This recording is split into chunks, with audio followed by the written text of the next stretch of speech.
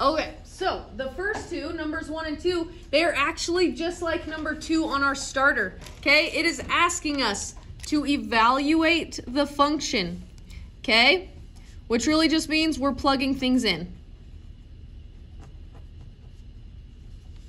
Okay, it's going to tell us what to plug into these functions. Okay, the nice thing is it's really only giving us one function here, h of t. This is literally just the name of this function. Don't overthink that side. What number am I plugging into this h of t function?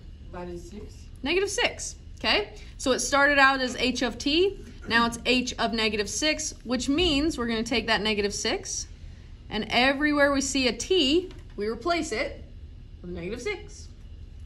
Okay, so this becomes -6 squared instead of t squared minus 5 times -6. And just like we did on our starter, or you can literally just plug this into the calculator, see what number it spits out. But let's go ahead and do this together.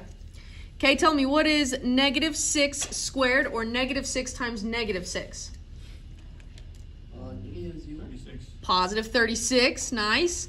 And then tell me, what is -5 times -6? Negative times a negative, positive 30. Okay, and my final answer is going to be what I get when I add these together. What is 36 plus 30? 66. You guys are awesome. And there we go. There's our number. We evaluated the function, which literally just means plug something in. Okay? Yes. I have to talk. Okay, later. Okay, so number 2. I'm given another function. The name is simply p of t. We don't really care about that. Okay, it started out as t. What am I replacing my t's with? -9. Okay, so we're going to take that -9 and we're going to replace it everywhere we see a t. In this case, there's only one spot. Okay, so we get 2 times -9 and then subtract the 4. The biggest thing here, you guys, is making sure that you are following PEMDAS. You must multiply before you can subtract. So let's go ahead and multiply these two together. 2 times -9. What's that going to give me? -18. Nice. Okay, now we can go ahead and subtract that 4. So now tell me, to get my final answer, what is -18 minus 4? -22. Nice, Gabe. Boom. -18 minus 4 is -22. And there you go, you guys. I know it looks scary. You get all these p of stuff and these variables and everything. Literally just plug things in. It says evaluate the function, plug it in. Okay, cool. Number 3 is just like number 1 on our starter. Okay, it says simplify. Yeah, pretty much that's all we care about right there. Just simplify this guy. Okay, so look at your numerator. Do you think we could factor this guy somehow? Meaning, does 25 and 40 have a number we could divide both of those by to make them smaller? 5. Ooh, 5? I like that. Let's try that. I think 5 will go. Okay, so Braden wants to divide both of these terms by 5. I think he's onto something. Okay, this will leave me, when I divide 25 by 5, it'll leave me with 5, right? 25 divided by 5. And then my 1n attached. What's 40 divided by 5? 8. 8, good job. So then plus 8. Okay, ooh, that was beautiful, beautiful. Okay, the greatest common factor was 5. Then here's what's left over when we divided it out. Okay, what about 35 on bottom? Let me ask you this. Can we divide 35 by 5? Yes, we can. 7. Ooh, okay, so here's what we can do to simplify this guy. If I were to divide 35 by 5, that would give me 7.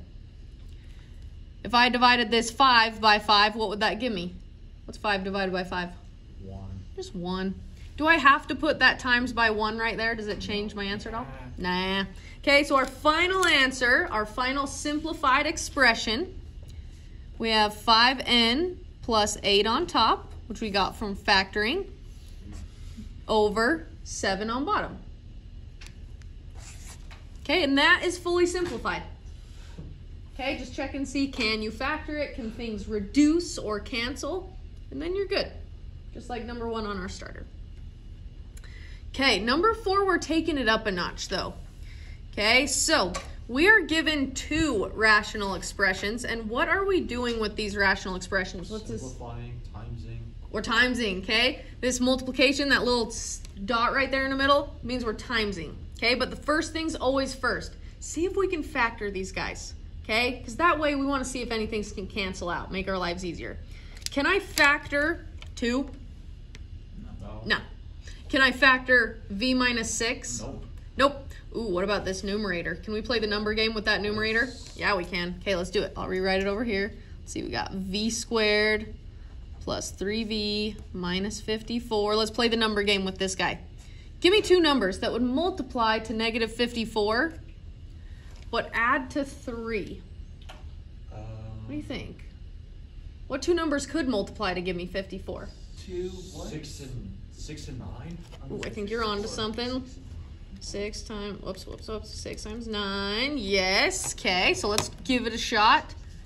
But to give me a negative, I need one of these guys to be negative. 6. You want to make the 6 negative? Ooh, Braden's on to something. Okay, negative 6 times positive 9, he's absolutely right, will give me negative 54. What does negative 6 plus 9 give me? Negative 54. Wait. What does negative 6 plus 9? Negative 3. Negative 3? Positive 3. Positive 3. Ooh, which is just what we were looking for in the middle.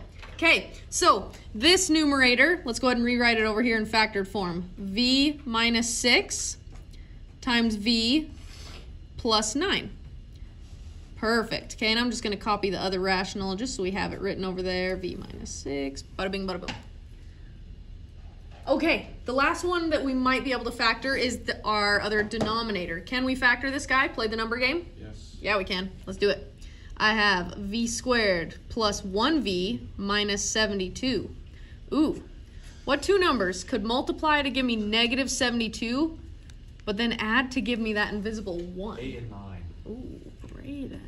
Look at you go. Which one do you want to make negative? The 8. Oof. Dang, Brayden's on fire. Okay, negative 8 times positive 9 does give me my negative 72. Negative 8 plus 9 does give me that positive 1 I'm looking for. Boom, he's on a roll. So that means let's go ahead and rewrite it in factored form.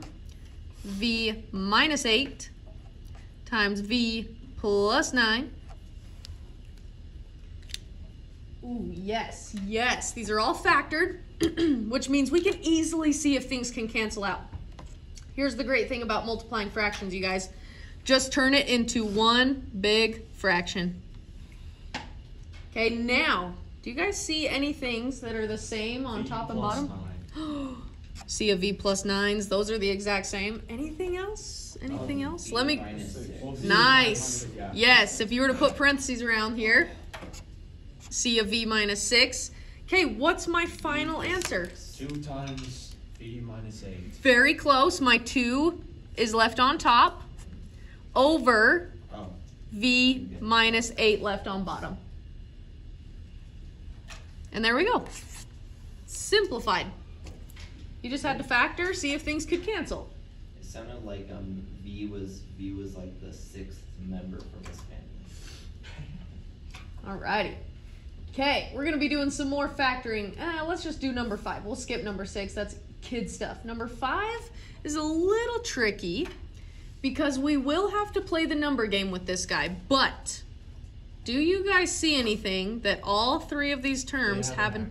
Oh, Brayden, look at you go. Okay, this guy has 3 of them. This guy has 2 of them. This guy only has 1. How many can I take from each? 2. What's the smallest amount? 1. 1. We can take out 1x, leaving me with 2 x's since I took 1 from that guy, 1x since I took that 1 from that guy, and then just negative 90 since I took his only x. Okay, so we factored out that x. We're just going to leave him for the very end, okay? He's out of there. He's done. Can I play the number game with what's inside here? Yes. Yes, let's do it. What 2 numbers multiply to give me negative 90, would add to give me that invisible 1 in the middle? 90. What would multiply to 90? Oh. 1 and 9. Well, that would give me 9, but you're on the right track. 9 times what would give me 90? It's 10, 10 and 9. It's 10 and 9, no, minus 9, negative 9. Good job, okay? Yeah. We want one of them to be negative, so that gives us a negative 90. You were absolutely right to make the 9 negative because 10 minus 9 gives me that positive 1 I was looking for in the middle. Okay, so we found our 2 answers. Let's go ahead and write it in our final factored form. What was the very first thing we factored out? X. The x. Okay, so he's just going to stay out there. We factored him out. He just chills out there now. Now we have our 2 parentheses, our 2 factors. First was our positive 10, so x plus 10. Then we had our negative 9, so x minus 9. And there we go. Yeah. Final factored form. So your first step is always, do they have something in common? If they don't, play the number game. Yep. Can we count by numbers then? Alrighty. Number game. Okay, we're moving along, you guys. We're moving along. You're doing awesome. Okay, what is it asking us to do for numbers 7 and 8? Convert what? Each degree. Convert each degree measure into radians and each radian measure into degrees. Ooh, we did this just kind of recently. Okay, it's not too difficult. We just got to remember, what are we multiplying by? So, first of all, for number 7, is this guy written in radians or degrees? Radians. Radians, good. You see the pi, which means we want to get rid of the pi. When we want to get rid of the pi, we need to multiply by 180 over pi. Okay, when you're going from radians to degrees, you're multiplying by 180 over pi. Because what happens with my pi's now, you guys? They cancel out. They cancel out. See your pi's? No more. Okay, now what we can do, because when we're multiplying fractions, just multiply straight across. What's 11 times 180? It's going to be a big number, 1,980, I got. Okay, and then 6 times that invisible 1 that was just left over there is just 6. Okay, then my final step is to just divide. This is saying 1,980 divided by 6. So my calculator, divide by 6. We're going to get our total number of degrees, which is 330 degrees. Okay. I did Cool. that. Okay, so whenever you want to go to degrees, 180 over pi, because you want those pi's to cancel out. There should not be a pi in your answer if you want it in degrees. Okay? Come on. But what if we want to go from degrees to pi? What do you think we're going to multiply it this time? Switch. Which would be what? Not 180 over pi, but 180. pi over 180, Pi over okay? Because we want pi in our answer this time. So now we're going to take 105 times by pi over 180. Okay, now think of this as a fraction as well, over 1. Okay, whenever we're multiplying fractions, just multiply tops, multiply bottoms. Okay, so we get, let me change colors here, we get 105 pi on top over 1 times 180, just 180 on bottom. Now tell me, you guys, does that look like a reduced fraction? Don't worry about the pi, but could we make 105 and 180 smaller? Could we divide those down, do you think? Yes. What do you think we could divide both of them by to make them smaller? 10? Nope. 100? I couldn't divide them by 10 because that doesn't end at 0. What could I divide them by? 10. What do you think? 5. What, Gabe? 5. 5. Let's divide them by 5. Okay, let's try that out. 105 divided by 5. Whoops. 105 divided by 5. Ooh, okay, that's going to give me 21. And then just that pi. That pi's just chilling there. 21 pi. And then you got to divide 180 by 5 as well. 36 on bottom. Now ask yourself, is there another number we could divide both those guys to make them smaller? 21 and 36? 6. I don't think 6 goes into it. Smaller than 6 though. I am thinking of a number. 4. Not quite 4. Three. 3. Let's try it. Okay. Let's reduce it one more time. 21 divided by 3 7. gives me 7. My pie's just chilling there on top still. 36 divided by 3 gives me 12. And I now know there's definitely no numbers I could divide both 7 and 12 by. So we're good. We're simplified. It is now in radians. 7 pi over 12. Oh boy. There's radian scale. Alrighty. Okay, and just so you guys know, I did make sure I did my best to correlate the questions that you're gonna get on your review are just like the questions on our notes today. Remember, you get to use these on your test. Okay? Alright, so let's go to our next page. Oh, my favorites in math. Donovan, question? Yes, make sure you take the hall pass. Ooh, my favorite. Okay? We need to find the measure of an angle and the measure of a missing side using trigonometry. My favorite. Okay, let's remind ourselves of our trigonometric ratios. Sine correlates with opposite over hypotenuse. Cosine correlates with adjacent over hypotenuse. And tangent is our opposite over adjacent. We remember this. So katoa. Okay, so in freshman and sophomore math, you guys learned how to find the missing side of a right triangle using Pythagorean theorem, right? A squared plus b squared equals c squared. Well, we can't do that this time because we don't know 2 of the sides. We know a side and an angle. Okay, so for number 9, we are trying to find the measure of the angle. Okay, what angle are we standing at? Where does it give us our little symbol? A, B, or C? A. Okay, so we're standing at angle A. That little symbol right there means theta. It literally could have been like an X. Just means something we don't know. Okay, so we're standing at A. Now, based on where we're standing, you guys, help me out, because it's been a minute since we've talked about this. Which 2 sides am I given? Opposite, adjacent, hypotenuse. I'm given 5 and 14.8, but are those the opposite, the adjacent, the hypotenuse? Which ones are they? Which ones are they? I'd probably say that one of them is the adjacent. You're absolutely right. 5 is the adjacent, right next to the angle I'm standing at. That's The hypotenuse. Which means, which function are we using? Sine, cosine, or tangent? Which one uses, okay, I'm going to draw it out so we can easily see. Which one uses adjacent and hypotenuse? Cosine, nice. We don't care about sine or tangent. They're not going to help us here. Cosine is our key. Okay? So we need to find the degree of this angle using our cosine. Okay, so we are going to set it up. Cosine of theta. Remember, the function always goes next to the degree. Cosine of theta equals 5 adjacent over my hypotenuse, 14.8. Does everybody have one of my beautiful calculators that has the sine, cosine, and tangent button? If you don't, go grab one. Okay? So you guys, we're trying to get theta by itself. That's my whole end goal. But how in the world do I get rid of cosine? Now, careful, this is not saying cosine times theta. What is the opposite of cosine? That is kind of a trick question. The opposite of cosine is the opposite of cosine. Remember our little inverse cosine? Inverse cosine. Mm-hmm. So in your calculator, you are going to type the inverse cosine of that fraction. 5 divided by 14.8. Okay, so I'm going to show you guys how to do this. Remind you guys.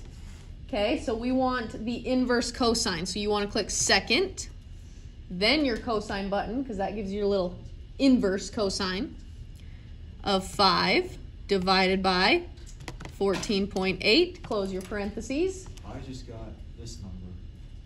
Okay, same as mine, Braden? Cool.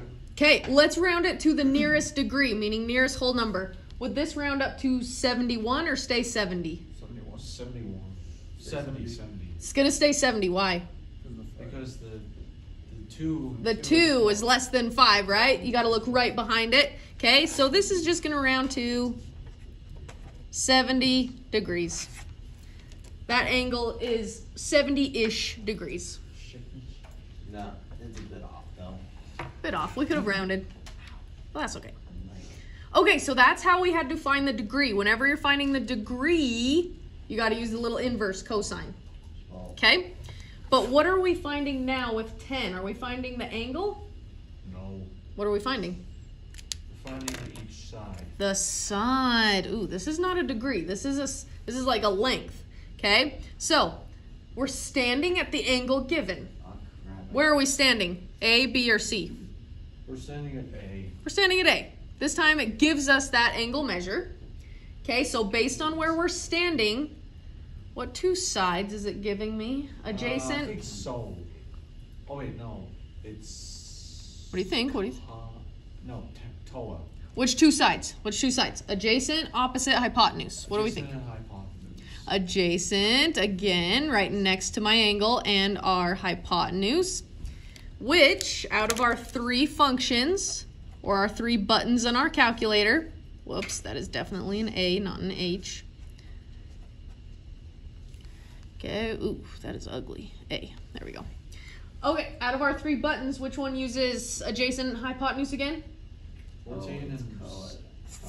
It's cosine again. Okay, so we don't care about sine and tangent. Cosine's gonna help us here.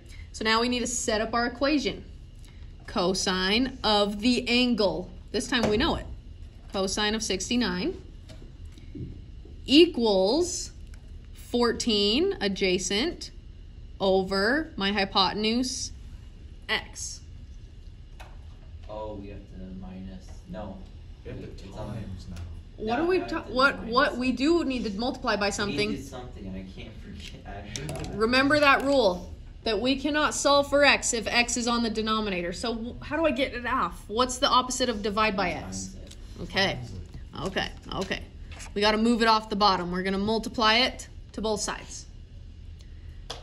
Okay, so I'm going to rewrite this over here so it's a little prettier. Now we have x times cosine of 69 equals 14. Okay, that's great, but I still want x to be by itself. So, tell me, what's the opposite of times by something? Divide. Divide by that thing. Okay, so we are going to divide by cosine of 69 on both sides. So in your calculator, you just need to punch in this. 14 divided by cosine. No need for the little opposite button, just plain old cosine of 69. Enter. Okay, let's go ahead and round this to one decimal place. We'll practice rounding. 39.0 or 39.1? 39.1. Why the 1? Because 6 is above. Beautiful. Okay, so the missing length of this triangle is 39.1. Not degrees, because it's not an angle, just 39.1. Yep. Nice, you guys. Oh, I know this one. Alrighty. Okay. Logarithm. Ooh. Okay, we love logarithms. I don't know about you, but there's like, if you can say that I know logarithms in math, like that just makes you sound like really like smart and fancy. Okay, so it says use a calculator to approximate each to the nearest thousandth. We'll worry about rounding in a second. Okay, this is what we call our change of base rule.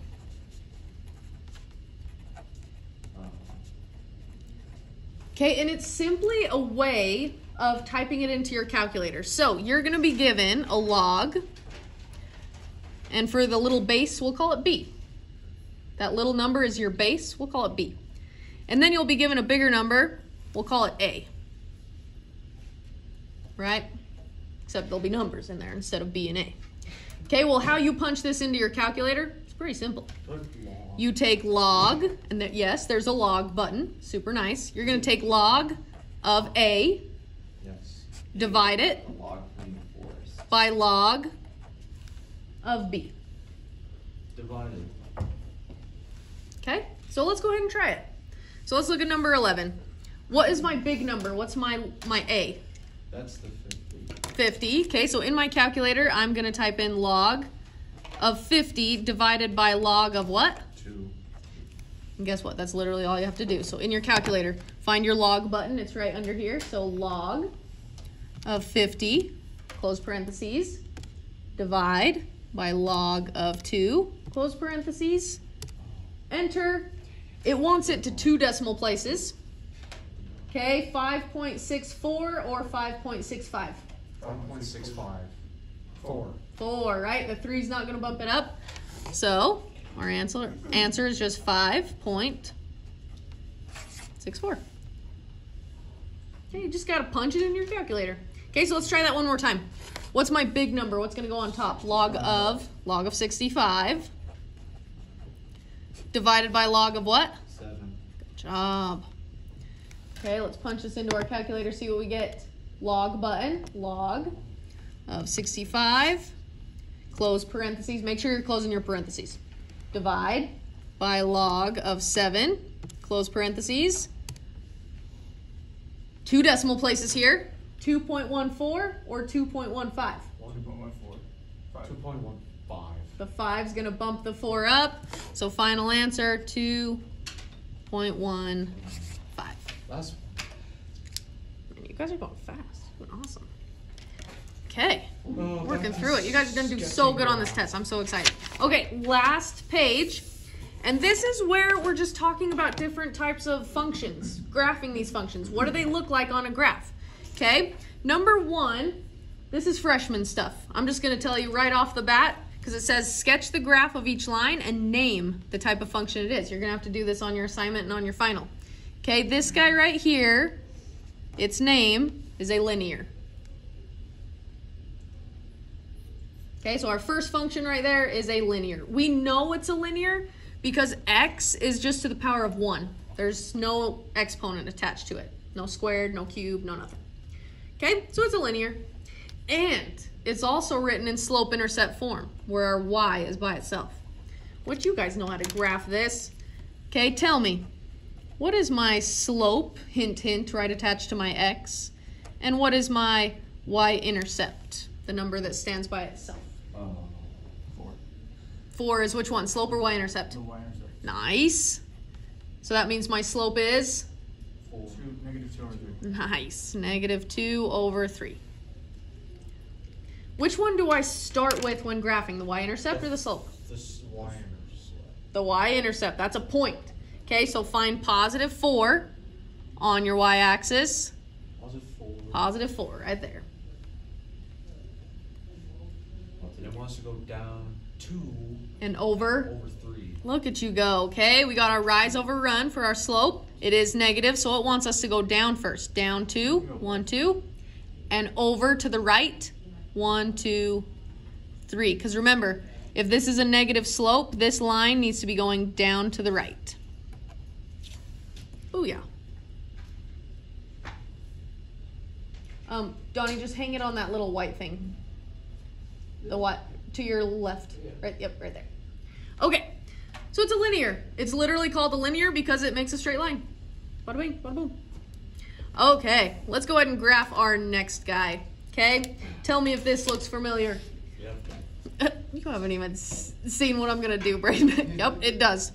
Okay, so we're gonna give ourselves a little table, a little T-chart. Okay, on one side we have our X. On the other side we have our Y. Oh no, this is literally like easy peasy stuff. Okay, now remember, when I did my T-charts, you can choose any numbers you want, but I like to make it easy. Let's choose -1, 0, and +1.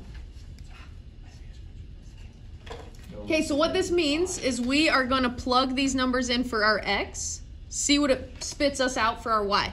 So if I take -1 and plug it in, what's -1 squared or -1 times -1? 1. +1. What if I were to plug in a 0? What's 0 times 0? 0. 0. What if I were to plug in +1? 1 times 1? 1. +1.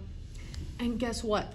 Those are your coordinate points that you're putting on the graph. It's so easy. They become your X and your Y for your coordinate points, okay? So let's go ahead and put these on our graph. We have -1 up to +1. There's my first coordinate point. We have the coordinate point 0, 0 right there in the middle. And we have the coordinate point +1, +1. Makes this weird U shape. It does make this weird U shape. We call that a parabola. But what word did you just use, Braden? What? Or was that you or Eli? What's it called? It starts with Q? Cubic.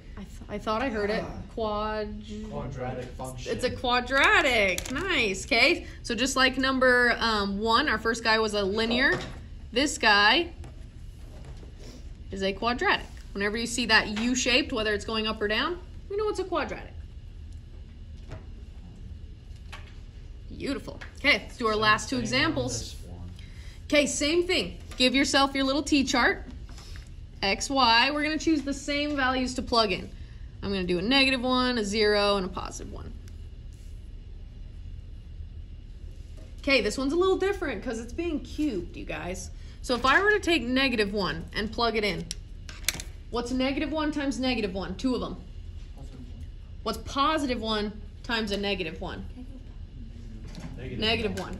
Need the hall pass. Absolute value. Okay, so if I plug in a -1, I actually get out a -1 as well. And now the other 2 are easy. If I were to plug in a 0, what do I get? 0. 0. If I were to plug in a +1, what do I get? +1. Okay, that -1, that's the one you gotta be careful about. Does give you a negative as well. But guess what? Those are my coordinate points. Okay, so let's put them on our graph.